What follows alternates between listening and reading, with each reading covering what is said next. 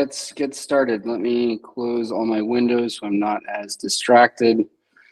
Okay, why am I on Metacartel? So I was the one who actually took this photo back in 2018. It's a little hazy, but what you're actually looking at is kind of the core group of Ethereum developers back in 2018. So this was also kind of the big start of Mintbase. We did ticketing for them. We were able to check people in, and it was a wild ride. It was a good space for us to kind of show that, hey, this is the NFT world. We can use these for real access, and we actually were able to, up until the event, this was also done in Berlin. People were able to actually trade their tickets if they weren't able to attend. So this was kind of the beginning of really showing off where we're heading. We also ended up doing the NFT NYC in 2020. And we just were off to the races. 2020 is when we made the switch to Near. That's when we realized deploying a contract was costing not only $2, but over, I think it ended up being over $3,000 at the end of the day. And that just became a clear sign that maybe Ethereum wasn't the future. So anybody can actually get loaded up on this presentation if you want to follow along. A lot of the presentation is going to be me just sort of going over the product, because that's a lot of what we focus on, is more of the product and the marketing. So I'm really excited to show all the bits. I'm super excited to have interoperability at least 98% sorted. So this is a big word, and a lot of people don't understand how hard it's been to actually get full interoperability built on Near. I think we also really have to understand how rare it actually is, and I'll go into why Near is a little bit different in the full interoperability space aside from the other EVMs. So let's take a step back. Most people are probably say or think that Mintbase is just a marketplace. We're not. The marketplace is just sort of a launch pad for people to start to, we kind of look at it as a crutch, where people are able to go in, they can deploy their own smart contracts, add minters, mint directly all of their assets to Arweave, and they can use this sort of big tool. This helps us build our market contracts, get these things audited, our auctions, our simple sales, and then we're running our full interoperable indexer, which is pulling information from not only Apollo, Paras, the auction, Few and Far. It's pulling it from everybody. Even if you just randomly deploy a random contract of your own that has nothing to do with these main contracts, it's going to show up on Mintbase. So what does that actually look like? If we go into Mintbase stats, this is it. So we'll see 1 minute ago, something just happened on proxy.minsta. So it looks like people are actually using Minsta. Few and Far Launch Club, it looks like they've got some action happening. Cafe Citizen, basically if you're running a NEP 171 command, it's gonna show up here. Probably one of the best NFT marketing tools that exists on Near right now. If you go to any of these other platforms like Paras or Few and Far, the actual process is a Cafe Citizen would have to go to them and say, hey, we're going to launch. Can you guys start indexing us? And they have to spend a week or two to actually get that application to be indexed, unless it's deployed under their own skin. So for us, we're hyper focused on allowing anybody. You don't have to have your own Discord server full of GMers basically to get listed. You just need to deploy a standardized NEP 171 contract and off you go. And what are we going to get from that? Well, we get these PFPs, which is nice, but then we get these other random experiments like programmable NFTs. To me, this is going to be the real star of the next bull run. It's going to be folks experimenting and playing around and seeing how these things actually get built. What this is this guy Peter just randomly was tinkering around. Can actually come in here. We can go ahead and say, hey, let's go. Let's do row. Okay, so we're going to do a preview of a row. So here's our programmable NFT. We can reduce the size. We can change the color of this to be, I don't know. Let's go blue. And then we can mint it. So please wait, we're processing a transaction. So this is just a ridiculous experiment. And to me, enabling any entrepreneur or developer to go and play around with something fast is super important. So here we go. We just created the row NFT. If I come into here, we hit refresh. Here we are. Here's my blue little square that I programmed into it. Now I can list it and sell it on Mintbase. They don't have to ask us to do it. It's fully interoperable. It just shows up, and that's how fast it goes. So we've been busy. We've been pretty heads down. We have a whole lot of suite of tools that are just coming out today.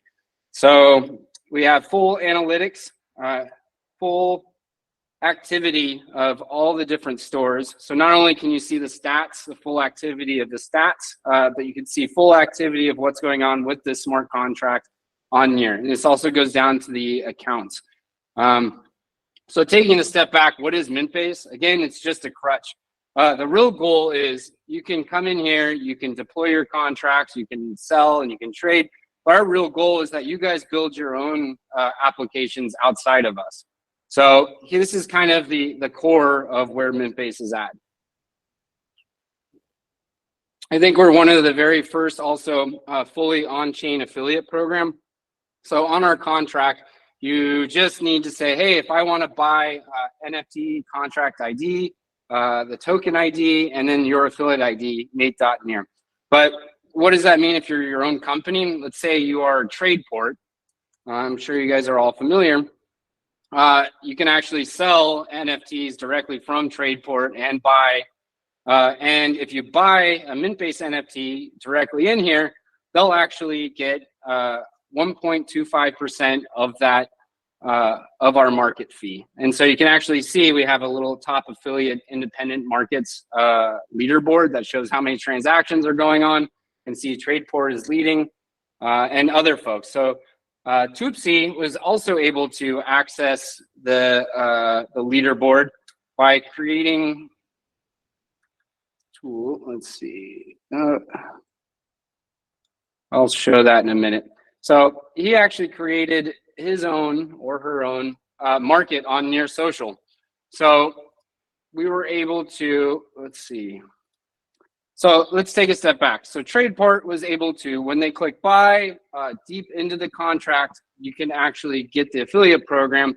If our main goal is that you guys build your own markets, if you don't have to worry about the listings, you guys can focus on building those markets and metaverses and all these different locations. So that's our main goal. We think one day OpenSea is going to come into Near and just dominate the secondary sales, and that's going to be amazing.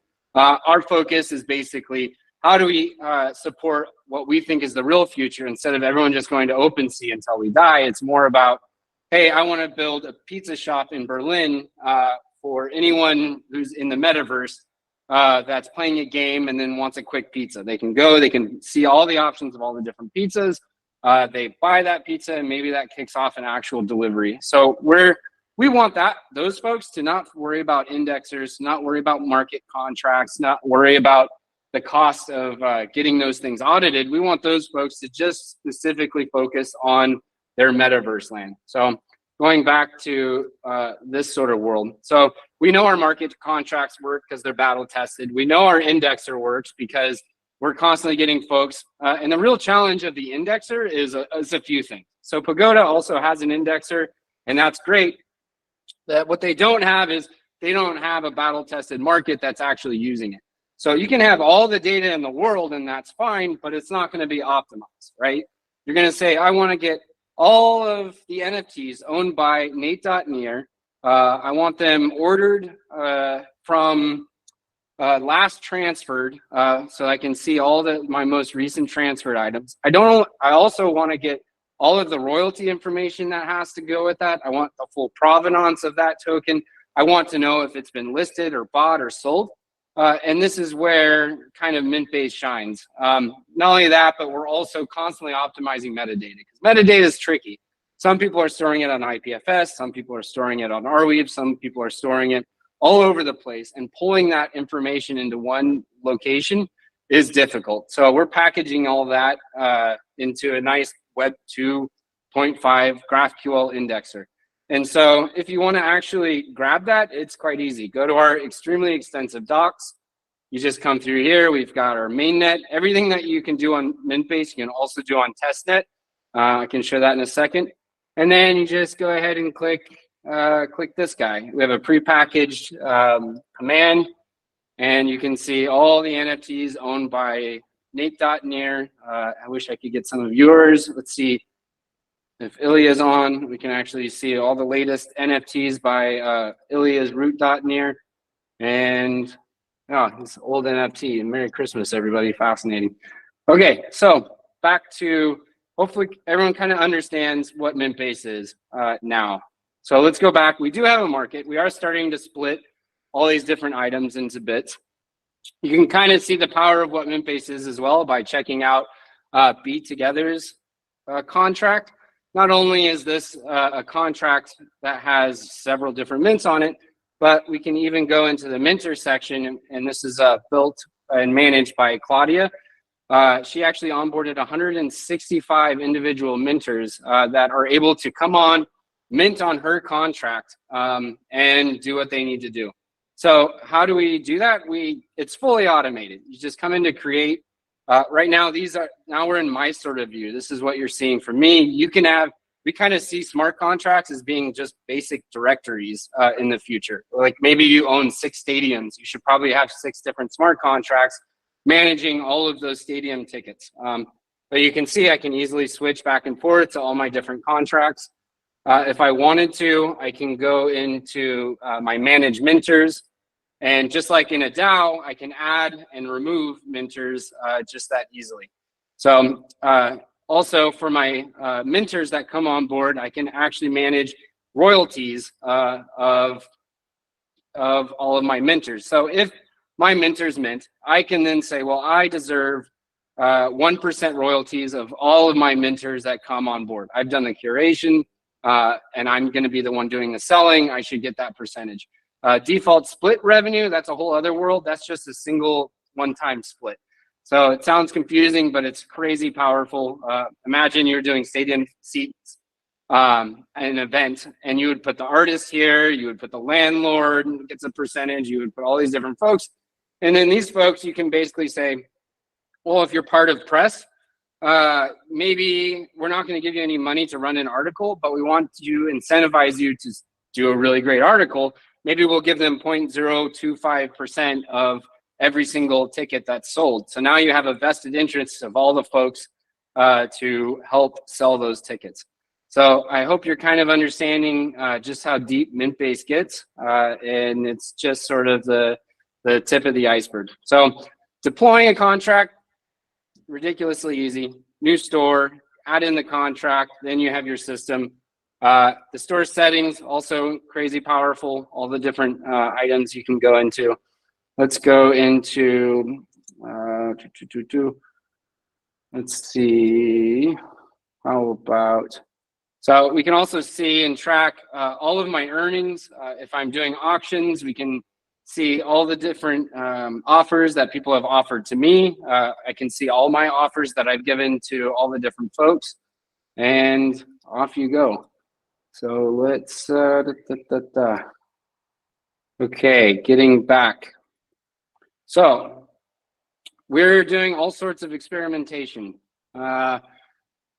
We're built this Minsta, so anyone can go to Minsta, take a photo on your social. You can do it on Minsta directly. You can actually hit this with your phone and do your own Minsta shot.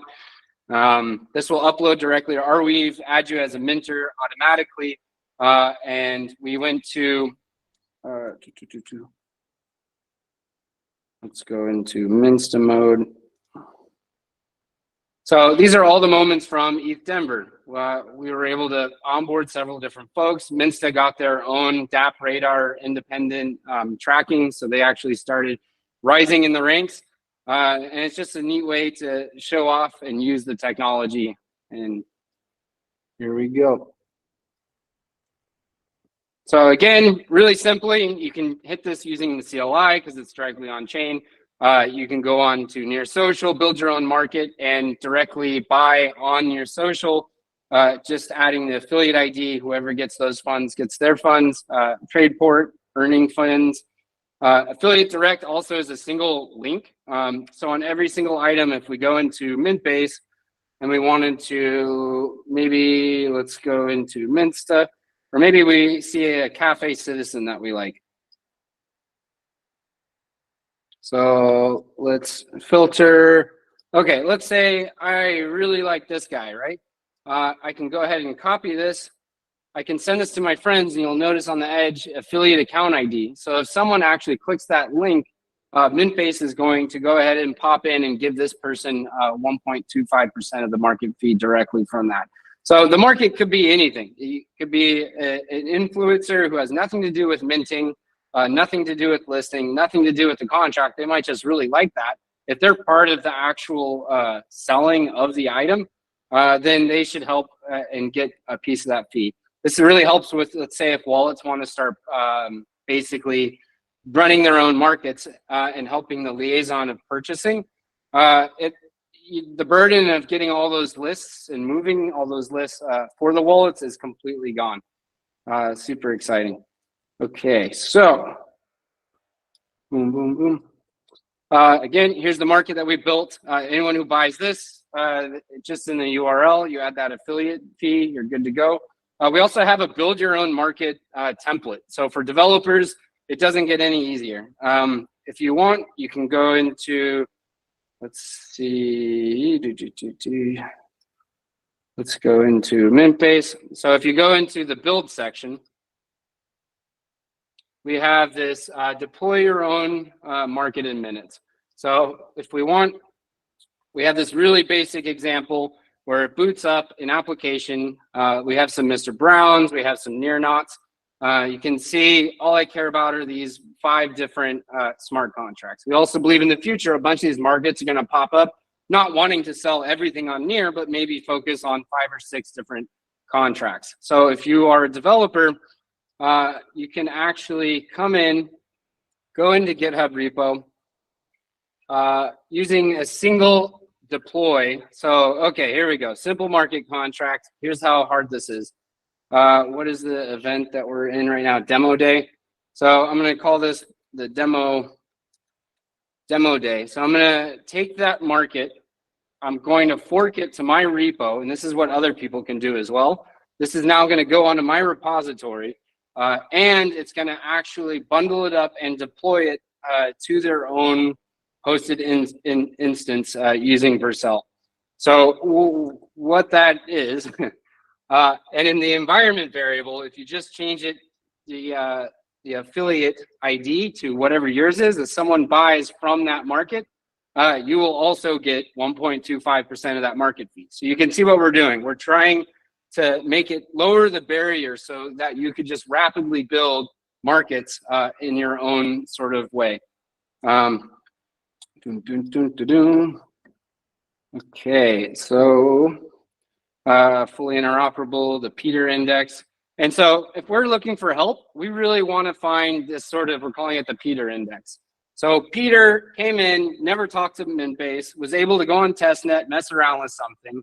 I said, let's get this thing to mainnet. He was able to push it up, and we were able to play around with it within a couple hours. We need 10 more of these Peters.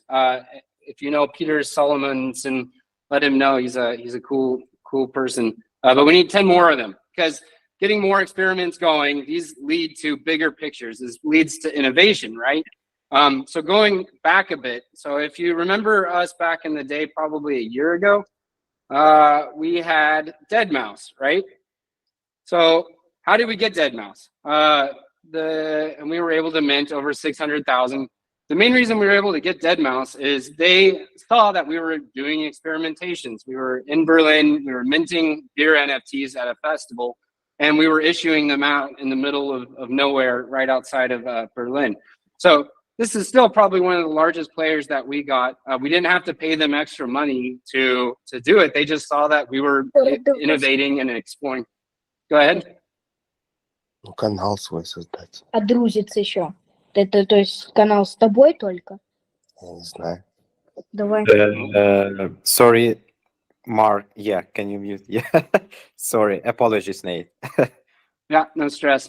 So we were able to get them because of, and we paid them zero money on top of it. We definitely helped with minting fees and the storage costs, but we got them because of innovation. And I really believe that Near's real shot at pushing the world forward isn't going to be just doing what all the other chains are doing. It's going to be giving people the infrastructure and the space to experiment and to really get, push the bounds, because we all know where we're at. We think NFTs are going to be the future. We've been pushing this stuff since 2018, right? And it's important to keep on pushing. We also have a grants program. We have over 16 projects that we funded. We also have Nick Von Rupp, who is a big wave surfer he's huge in the space. And he's here in Nazaré. Baron Davis, two-time NBA All-Star. Both of these folks are building independent image licensing applications so that we can really start to show off real-time image licensing power. So imagine you're sitting here and you're taking a shot like this and you're able to say, okay, not only, and you want to sell this shot immediately. You took it. There's now people all around the world kind of frothing at this image. They want the correct image license to buy it. The scarce resource, maybe 7 or 8 exists in the world, where those folks can actually go and place it on their blog, put it on a t-shirt, whatever. But the real people that are kind of losing are these surfers, these independent folks. Every time this NFT gets bought and funds go to either the photographer or at the end of the day, I want all these folks getting funds. The surfers, the photographers, the drone drivers, maybe even the flaggers. To me, this is huge. And Baron Davis is also pushing Slick Image, which we're helping with the grants, to do sort of similar things, to get those sort of really valuable, rare moments up on markets and getting everybody paid who's involved in that process the best we can, because obviously the system's quite broken. Another thing that I think that we should be super proud of is I think Near is the only 100% totally interoperable non-EVM NFT system.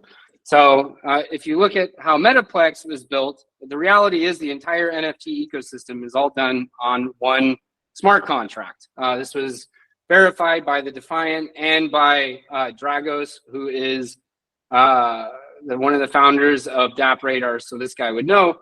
I mean, imagine your entire ecosystem only allows upgrades by one company. Right now, we're tracking over 2,000 contracts on Mintbase, which is, I think, extraordinary. Yeah, here we go. So Mintbase contracts, so 1,456 have been deployed on Mintbase. We're tracking over 2,000, and we're tracking over 2 million tokens. So I can't touch ASAC's contract. I can't upgrade them. Nor should I ever. Not us, not few and far. No one should have control over their contracts. And so that's going to be their future for many, many years to come. I think we're getting close to maybe Q&A. Let's see where we're at. This is our team. We're kicking butt. We're a good group of humans, 80% here in Portugal. And that's about it.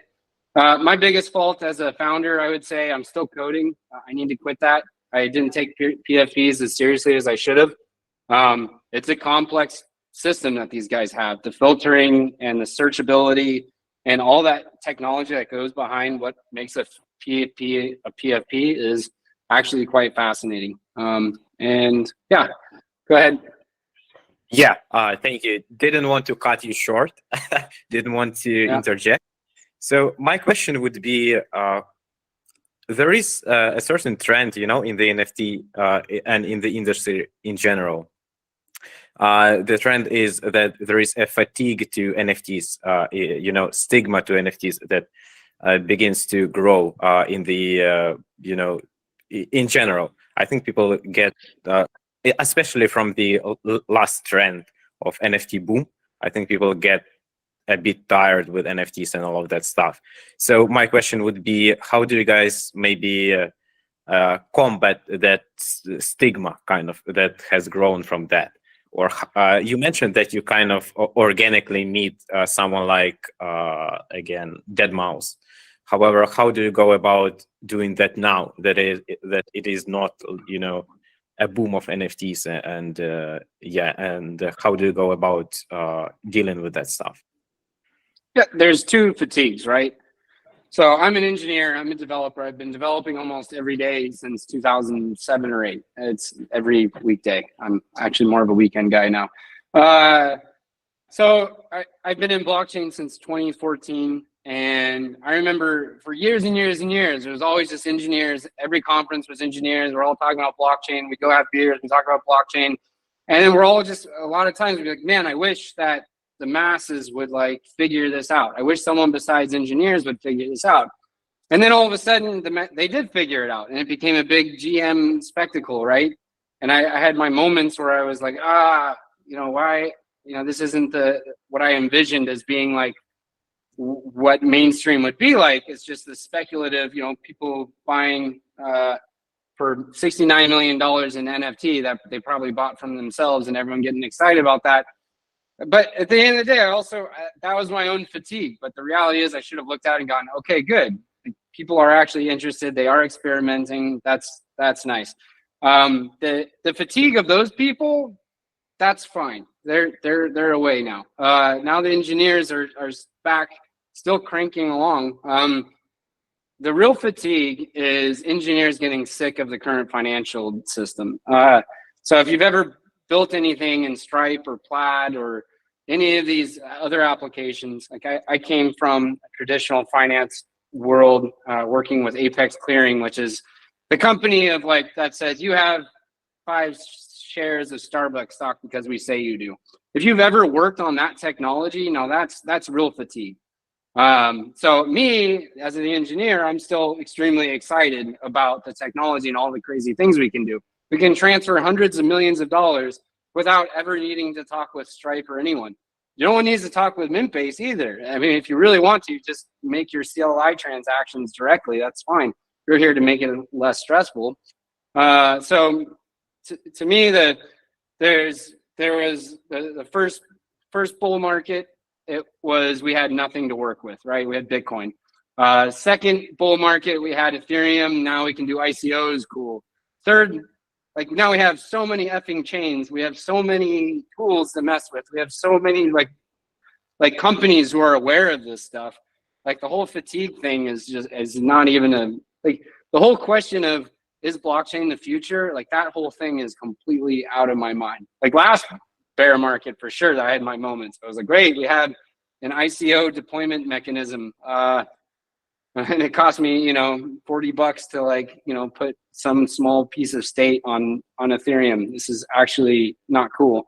But now we have everything that we want. We have sharding, we have WASM, we have Rust, we have so many cool things that we can mess with. Things are getting more stable. I don't have fatigue. Hopefully that makes sense. Yeah, I totally get your point. So I think the reason why I ask that is the trend. Again, I'm using the word trend. It's not really a trend, but for example, Facebook pulling out of the NFTs. How do you think that would impact the NFTs? I don't think it will impact that in the long run. However, if we are to look at the short-term, mid-term prospects of NFTs, how do you personally think, how would that impact the industry? I'm hoping Mintbase has lowered the barrier enough where everyone can now just sort of go, okay, cool, we'll do it better. And we can build better Facebooks, we can build better pieces of the puzzle, and then it won't even matter, right? It's almost kind of like newspapers. Maybe there's a newspaper moment where these big conglomerates just become the next newspaper, and they get overwritten. Where Mintbase is really here for all the random entrepreneurs to kind of come and tinker and mess around with the technology to hopefully take out those folks. Maybe not. Maybe work with them. I think I have to go along with that. Yeah, I would definitely vouch for taking them over. So Okaya has also a couple of questions prepared. So if you don't mind, we will take another couple of minutes of your time. I know you're a busy guy, so won't take much longer. Sure. Thanks, Jumbo. Hey, Nate, it's a great pleasure to have you here today at the Demo Day. Mintbase has definitely some attractive tools to enhance the NFT industry.